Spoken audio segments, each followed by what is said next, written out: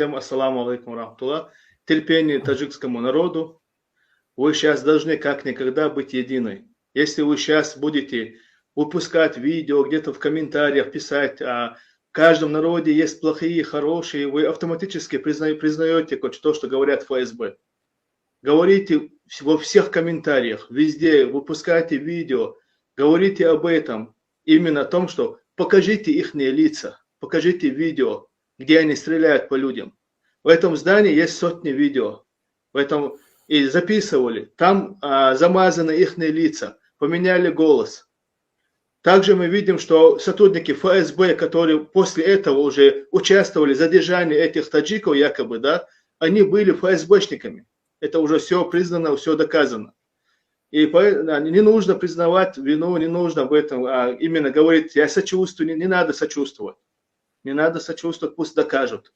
Сейчас вас сделали козлами отпущения, как когда-то сделали чеченский народ. Я сейчас быстро приведу пример, чтобы наши братья-таджики поняли. В 1999 году, после первой войны, в 1996 году, когда Россия проиграла в Чечне и бежала как шакалы, убежала из Чеченской республики, Ичкерия, Российская Федерация, чтобы отомстить чеченскому народу, в 1999 году, в сентябре месяце, устроила 4 теракта по всей России. Взрывали пятиэтажные дома, где жили русское население, где жили русские. Погибли сотни детей и женщин. Обвинили в этом чеченцев. Сказали, что чеченские террористы напали на Российскую Федерацию и убивают уже женщин и детей. Но где русские лоханулись? Как сегодня спецслужбы лоханулись в Рязани. Все, если вы интересуетесь, пожалуйста, поищите видео о рязанском сахаре. Местная жительница этого дома увидела, что некоторые люди таскают мешки в подвал ихнего дома. Она вышла, позвонила в полицию, пришла полиция, задержала этих сотрудников, этих людей.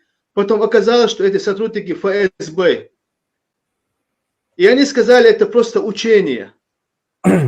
Понимаете? То же самое в Волгодонске.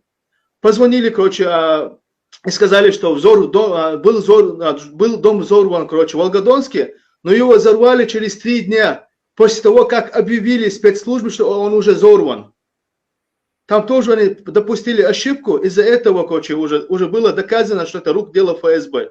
После этого Российская Федерация вторгается в Чеченскую республику Ичкерия, убивает 350 тысяч мирных жителей, из которых 42 тысячи дети, обвинив чеченский народ, что мы являемся террористами.